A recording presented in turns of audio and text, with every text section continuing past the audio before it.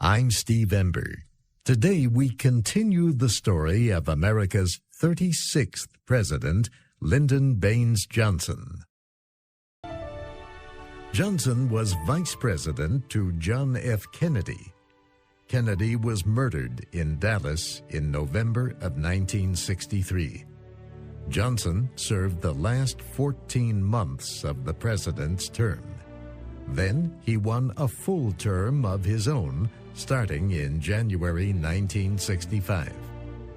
Most of Johnson's time and energy would be taken up by the war in Vietnam.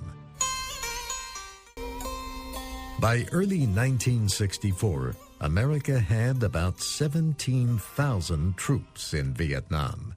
The troops were there to advise and train the South Vietnamese military. Vietnam had gained its independence from France in 1954. The country was divided into North and South.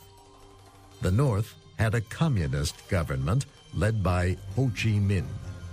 The South had an anti-communist government led by Ngo Dinh Diem.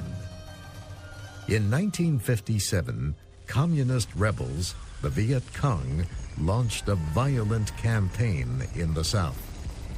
They were supported by the government of North Vietnam and later by North Vietnamese troops. Their goal was to overthrow the government in the South. President Johnson believed that the United States had to support South Vietnam. Many Americans agreed. They believed that without American help, South Vietnam would become communist. There were concerns about the so-called domino theory, that if South Vietnam fell, other Southeast Asian countries would also fall to communists. As Johnson began his full term, his military advisors told him the communists were losing the war. They told him that North Vietnamese troops and Viet Cong forces would soon stop fighting. On February 6, 1965, however, the Viet Cong attacked American camps at Pleiku and Quy Nhon. The Johnson administration immediately ordered airstrikes against military targets in the North. Some observers in the United States questioned the administration's policy. James Reston of the New York Times, for example, said President Johnson was carrying out an undeclared war in Vietnam. In March 1965, the first American combat troops arrived in South Vietnam. Congress supported the president's actions at that time. However, the number of Americans who opposed the war began to grow. These people said it was a civil war. They said the United States had no right or reason to intervene. For 6 days in May, the United States halted bombing of North Vietnam.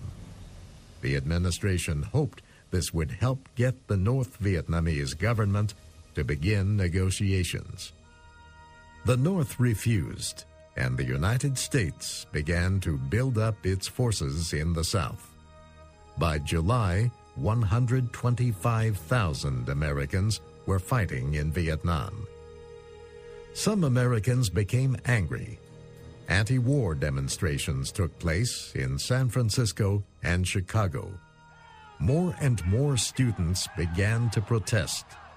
They wanted the war to end quickly.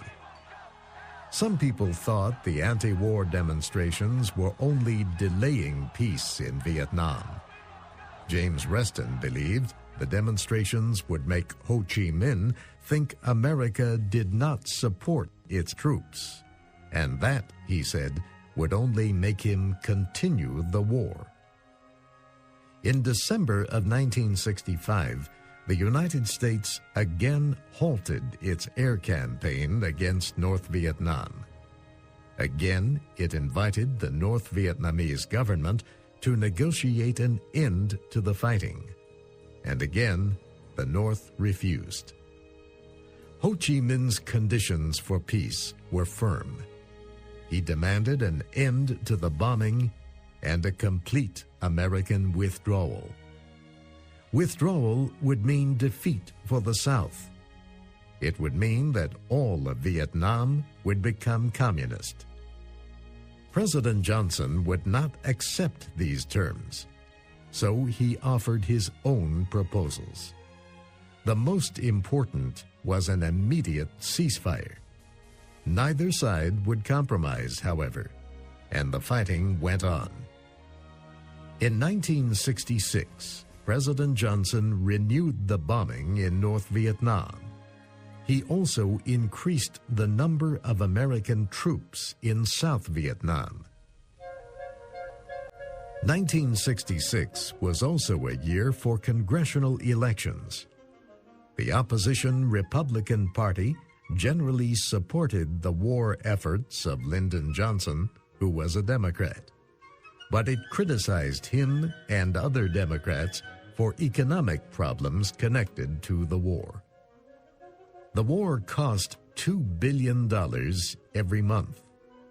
The price of many goods in the United States began to rise. The value of the dollar began to drop. Americans faced inflation and then a recession. To answer the criticism, administration officials said progress was being made in Vietnam, but some Americans began to suspect that the government was not telling the truth about the war. Opposition to the war led to bigger and bigger demonstrations. In July 1967, just over half the people questioned for opinion surveys said they did not approve of the president's policies. But most Americans believed that Johnson would run again for president the next year. Johnson strongly defended the use of American troops in Vietnam. In a speech to a group of lawmakers, he said, "Since World War II, this nation has met and has mastered many challenges. Challenges in Greece and Turkey, in Berlin, in Korea, in Cuba. We met them because brave men were willing to risk their lives for their nation's security. And braver men have never lived than those who carry our colors in Vietnam at this very hour." The price of these efforts, of course, has been heavy. But the price of not having made them at all, not having seen them through, in my judgment, would have been vastly greater. Then came Tet, the Vietnamese Lunar New Year, in January 1968. The Communists launched a major military campaign. They attacked 31 of the 44 provinces of South Vietnam. They also struck at the American embassy in the capital, Saigon. Military police got back into the compound of the $2.5 million embassy complex at dawn. Before that, a platoon of Viet Cong were in control. The communist raiders never got into the main Chancery building. A handful of Marines had it locked and kept them out. But the raiders were everywhere else. CBS News reporter George Sievertson described more of the fighting in Saigon and how it affected civilians in a poor part of the city. This neighborhood is called the chessboard because of the maze of alleys and passageways. Its residents are mostly poor working people, and its slums are a refuge for Saigon's hoodlum and criminal elements. Vietnamese Rangers and Marines moved carefully, blasting buildings and possible Viet Cong hiding places before moving ahead. This was the first time heavy fighting has taken place in Saigon proper. Until now, most of it has been in the Chinese section of Cho Lon and in the suburbs. The VC were difficult to dislodge. They obviously knew the section well and had built barricades in key spots. The Rangers and Marines took casualties, mostly from hidden snipers. As soon as the section had been cleared, more terror-stricken civilians scurried out of their homes. Thousands of them fleeing from the bullets and explosives, and even more dangerous, a fire that began to rage out of control. residents in nearby buildings began dragging their most precious possessions out of their shops and homes. Saigon's water supply system is operating only at 70% of normal, so fires are a serious menace. For these people, many of them who fled the war from outlying villages, this is the cruelest blow. The curfew has kept them from making a living. Food prices have tripled since the fighting began a week ago. And now, their homes are being destroyed. Thousands of people were killed in the Tet Offensive. The Communists suffered heavier losses than the South Vietnamese or the Americans. But many Americans were surprised that the Communists could launch such a major attack against South Vietnam. For several years, they had been told that Communist forces were small and losing badly. General William Westmoreland, commander of U.S. military operations in Vietnam, spoke with reporter George Sievertson. General, how would you assess yesterday's activities and today's? What is the enemy doing? Are these major attacks? Or... The enemy very deceitfully has taken advantage of the Tet truce in order to create maximum consternation within South Vietnam, particularly in the populated areas. Now, yesterday, the enemy exposed himself by virtue of this strategy, and he suffered great casualties. As a result of the offensive, popular support for the administration fell even more.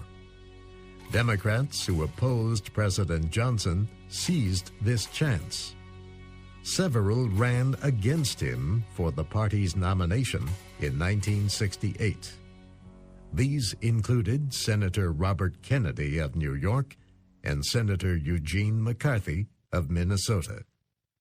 Kennedy and McCarthy did well in the early primary elections.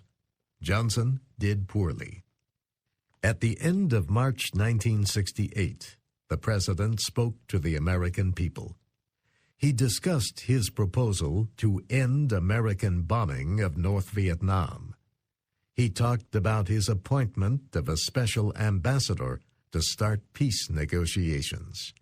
And he announced his decision about his own future. I do not believe that I should devote an hour or a day of my time to any personal partisan causes or to any duties other than the awesome duties of this office, the presidency of your country.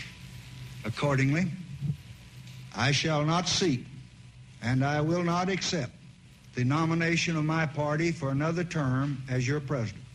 Another major issue facing America in the 1960s was the Civil Rights Movement, which sought to ensure equal rights for Black Americans. And that's our program for today. Listen again tomorrow to learn English through stories from around the world. I'm Jonathan Evans. And I'm Ashley Thompson.